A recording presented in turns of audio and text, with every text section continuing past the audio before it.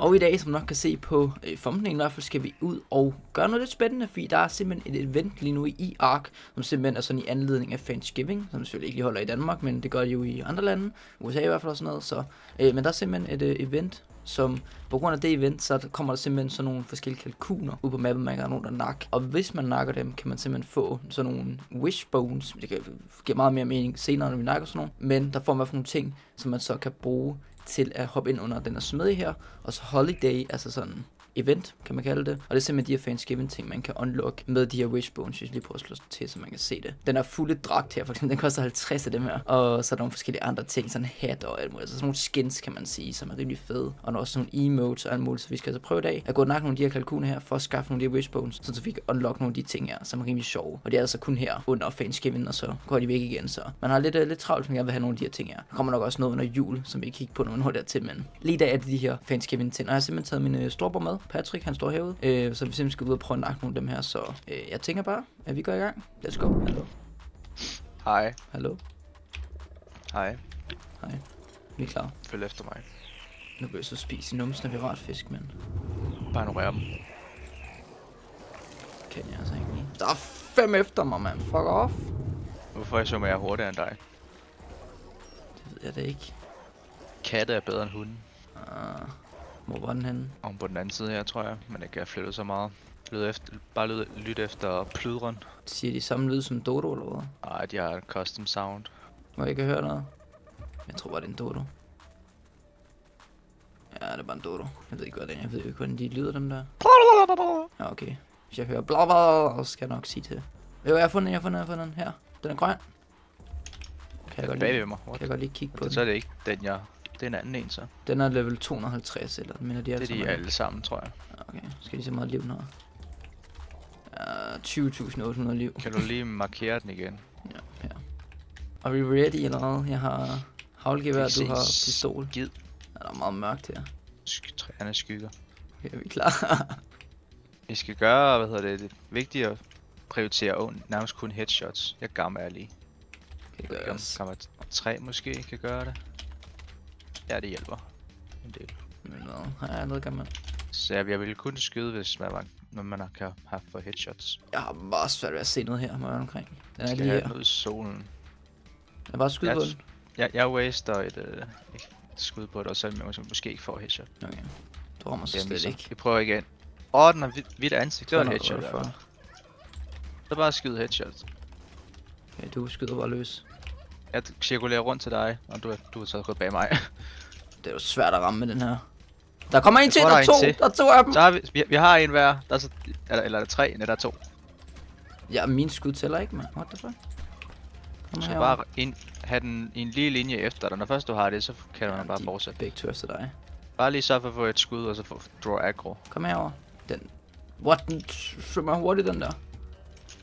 Ej, hvor er min hen? Ja, den svømmer ud i vandet. Den fløj bare afsted. Ja, jeg kan se den. Fløj ikke, mand. Du ved.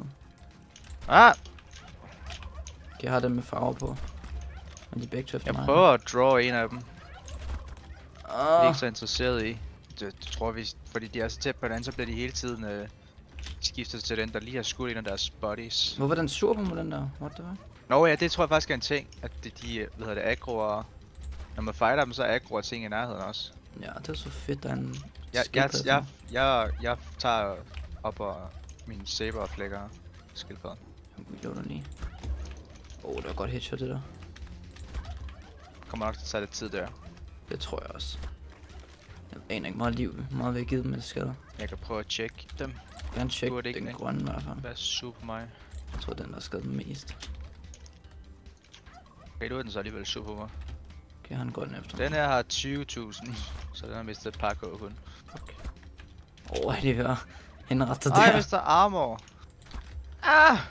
Meget intens battle det her. Skyd løb. Jeg vil prøve at regne ud på et tidspunkt, fordi min skal 348 per skud. Hvor mange gange jeg så skal skyde? 10 gange, det er jo 3.400. Så runder op til 3.500. Så du er 10 skud, så 20 skud for 7.000. Det er i hvert fald 50. Ja, siger min hurtige hovedregning. Hvor meget har den der? Den har 12,5. Vi skal ikke bare gå efter at få klaret den så. Jeg tager whatever jeg kan få headshots på. Okay. Jeg har den her lidt så. Kan du prøve at gå efter den her? Prøv at finde den grønne igen. Den efter dig. Nå. Fundet. Jeg prøver den anden vej på Ja. beachen, så jeg kan få den med. Okay. Kan jeg godt. Jeg løber bare den her frem og tilbage så. Nu kommer den efter dig, den der igen. Den target Fuck bare off. dig. What the Ja, hell? jeg tror bare, render forvirret rundt lige nu. Nå, ja, den ved mig igen. Nu er der en track, der er sur. Fuck. Nice. Ja, den stunder mig. Au. Skyder den lige en gang. Jeg har 2. Oh my god. Hvor fanden løb de hen? Der er en her. En grøn. Jeg har fundet den anden. Tjek hvor meget liv den har. Den har 18.000 liv. Oh my god. Jeg er ved at dø, og jeg mangler stamina. Jeg dør. Jeg er død.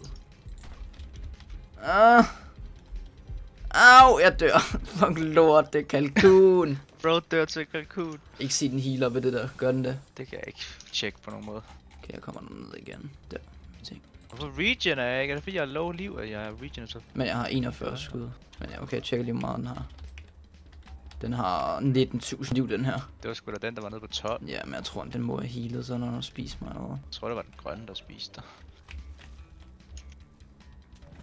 Jeg tror ikke, vi kan tage 2 samtidig med omkring. Kig det meget, den har. Den er sikkert også fuld liv. Hvorfor er den leaderen bare stadig ude i vandet? Kom tilbage med dem, mand. Den grønne, den er helt ude af den her ADHD eller sådan. Den flyver bare rundt. Der er den igen. Kom her, mate. Jeg ser meget liv, du har. Den er helt 100% fuld liv. Ja, den har også 19.000 og sådan noget liv. Vi skal have en af dem. Prøv at splitte dem ad. Nu er den grønne væk. Jeg burde have sådan en der suppe, der giver increased stamina. Ja. Eller de der bær der giver det. De hvide bær. Er det ikke dem, der giver stamina?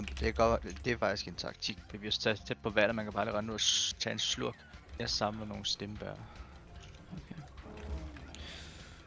Gå væk, gå væk, gå væk, gå væk. Au. Au, jeg dør. Den brænger mit ben i en bid. Du har ikke noget armor, eller hvad? Nej. Det går i stykker eller noget, mand. Hvis du har nogle stemmebær i din køler, kan du lige tage nogle med, eller så bare reparere din crossbow, og hvis du har flere pile, eller kan lave nogle hurtigt. Jeg skal nemme mine ting. Jeg har 116, så jeg burde have pile nok. Hvad koster den der kalkun-dragt, du gerne vil have? 50. Kommer ikke til at ske. Okay, jeg har lavet 100 pile, og så skal jeg bare reparere min crossbow, og så er jeg klar til round 2. Round 2. Fight.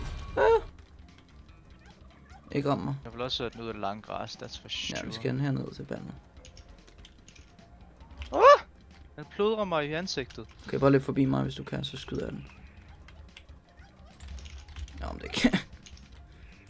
Nice. Det er svært at ramme på den. Ui, jeg ramte. Men jeg kan sgu bare skyde dem sådan her. Kan Kan du ramme back? Nej, jeg ramte dig i stedet for. Au! Nej, ikke mig. Der rører dine bukser. That's kinda hot. Der er 2 dem af. Den er lige røven på dig. Ja, jeg løber lidt. Come to me, boy. Hvad laver den? Ui, headshot. Er den ikke ret blodig, eller hvad mig? Det er det ikke. Nu gad den ikke løbe med. Jeg er breaker Ja, beat. drengen, han død. Ikke se den healede der. P. Den spiste din krop. Det er i hvert fald, hvis det er en ting, så skal det, må det ikke ske mere. Nej, den spiser min bygning! Hvad med det fis? Det er også uheldigt. Jeg ved ikke, hvor den blev af. Den render rundt ned under min bygning. Kom tilbage dit. Ej, den ødelægger det. Kom væk derfra. Ej, den stripper over hjerne hurtigt. Kom herhen, bror, mand, altså. Ja, nu har jeg fået den væk igen. Den blev spist. Vi må ikke dø. We are not allowed to die. Det skader jo alt for meget. Det var alt for svært at nakke dem her. På nuværende tidspunkt i spillet, ja. Der er det ikke nemt. Så hvad bruger folk overhovedet til at nakke dem, hvis de har adgang til alt? Hvis du har en eller anden Ascendant shotgun, så er det jo måske 5 headshots eller sådan. Så må vi skaffe sådan en, jo. Så svært er det ikke. Den står stille, gør den ikke? Det gjorde den så ikke så lang tid. Jeg skulle ikke engang ramt, hvorfor er du sur? Ikke dø. Crasher jeg. Please. Jeg tror måske jeg crasher. P. Den æder dig. Den spiser dig. My fucking god. hvis jeg kigger på den nu, og den er healet, så skal jeg... Den er ikke healet. Den er ikke healet. Det var der altid noget. Jeg forstår ikke. Synes jeg bare, de virkede som om andre gange. Jeg ved da ikke, altså. Det er bare fordi, den healer mega hurtigt af sig selv, så snart den ikke bliver ramt i et øjeblik. Det kan godt være, men jeg kan i hvert fald se, at den var ikke fuld liv. Jeg havde ikke skudt den efter den spiste. Hvem med at pæve den? Det gør jeg.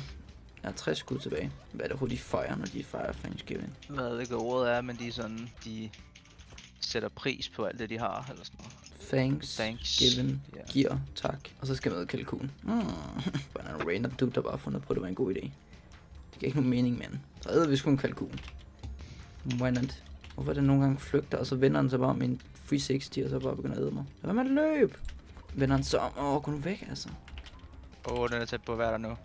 Tror du det? Look at it. Jeg synes, det ser sådan ud den sidste halve time. Ja, tak! Ej, kom kill nu! Boy. Dø, bitch.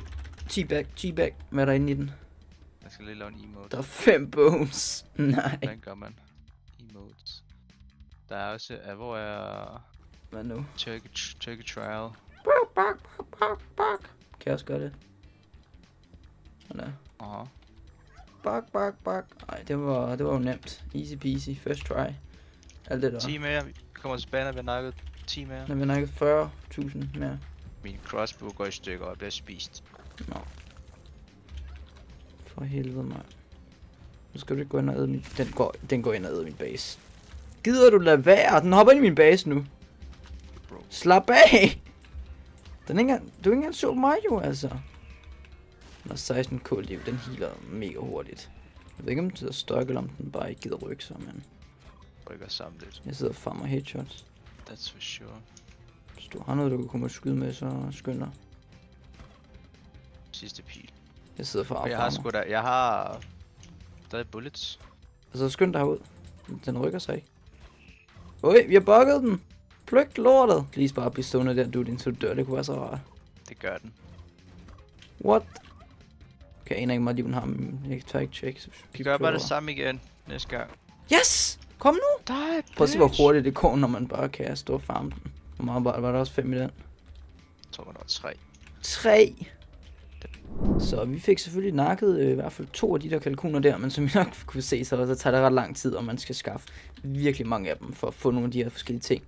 Så jeg har altså lige fået lov til lige at spawne de forskellige ting ind. Altså ved at lige at cheat en lille smule, men jeg dropper selvfølgelig bagefter, men det er bare lige for at prøve de forskellige ting og se, hvordan de ser ud. Så jeg tænker, vi kan starte med den her høtyv, altså sådan en pike, som simpelthen bliver lavet om til en høtyv, så man kan se sådan. Den er da meget cool, altså. Kan lige prøve at gå ud i orbit sådan her. Ser sgu ikke helt dumt ud. Og så har vi sådan noget tøj, så der er noget kostume til nogle bukser, til sådan en chestplate, og så til en hjelm. Og jeg ser jo mega varm ud her. Og prøv at se, når jeg går. Prøv at se kagen. Den hopper bare op og ned. Men det er også bare cool, det er altså sådan noget Thanksgiving outfit her. Så det klæder mig sgu meget godt, det gør det der. Og så er der også en hel masse forskellige sådan, hvad kan man sige, forskellige skjorter i forskellige mønstre og sådan noget. Jeg gider ikke lige gå igennem dem alle sammen. Men så har vi altså også sådan nogle shredder ting her. Så dem kan man selvfølgelig tage på. Der er også nogle forskellige slags her. Jeg gider ikke lige gå igennem dem alle sammen, men det er det i hvert fald en af dem. Han ser sådan ud. Yes, jeg ved ikke lige, hvad motivet er. På grund af min store vom, så er det sådan lidt som om, det bliver lidt svært at se, hvad det er. Jeg tror også, den er gået ret meget i stykker, den her chestplate. Ja, jeg tror det er faktisk derfor, det ser sådan ud. Det kan godt være, at de prøver at reparere den lidt, men vi kan lige se på nogle af de andre ting. Så har vi også den her, den glæder mig til at se, hvordan den ser ud. Simpelthen det fulde kyllingersæt her. Oh my god. Okay, det er fandme det ristet kylling, eller kalkun, det her. Ja, jeg tror lige, jeg går over og reparerer det. Nej, man kan jo ikke se noget på den halen. Ej, det er faktisk vildt nederen. Man kan ikke rende rundt i det her, man kan ikke se noget. Prøv at se øjnene, de blås bare derudad. Ej, det er fedt. Det koster også kun 50 af dem der, man skal nok i hvert fald over 10 af de der kalkuner der. Okay, jeg har lige taget en anden en, som vi kan tage det med på, bare lige for at se, hvordan det ser ud. Burde i hvert fald se lidt bedre ud, fordi den ikke er helt ødelagt. Ja, man kan se, at shredderen, den ser en del bedre ud nu. Stadig lidt ødelagt, men en del bedre. Jeg ser også lige den der kyllingedragt med, hvor der faktisk er noget armor, der ikke er gået helt i stykker. Og der.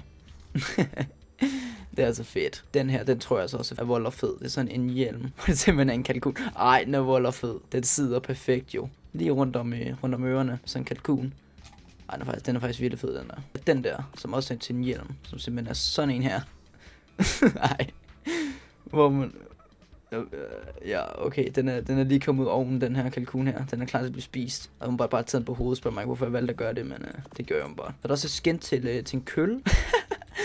Okay, den er også fed. Det er sådan en kølle, et skin til en kølle, hvor det simpelthen bare er et stykke kalkunben her. Kan se kødet der. Kan lige tage en bid, inden man slår et andet med den. Har vi sådan en her, sådan en witch hat, altså sådan en heksehat lignende ting.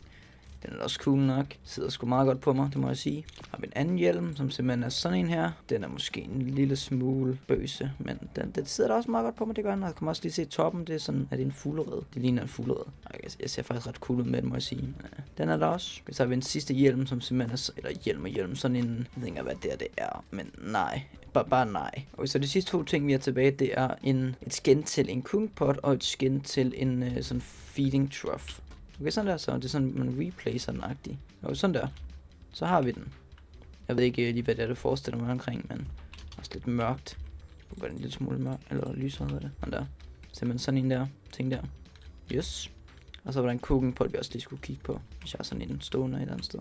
Det har jeg ikke ved. Jeg tror lige, vi går op i Patricks base, så han står inde i basen, og så håber han ikke bliver sur på mig, når jeg lige gør det her. Han har en cooking pot lige der, vi lige kan prøve. Tager den der, og sætter på den der, og så hopper ud.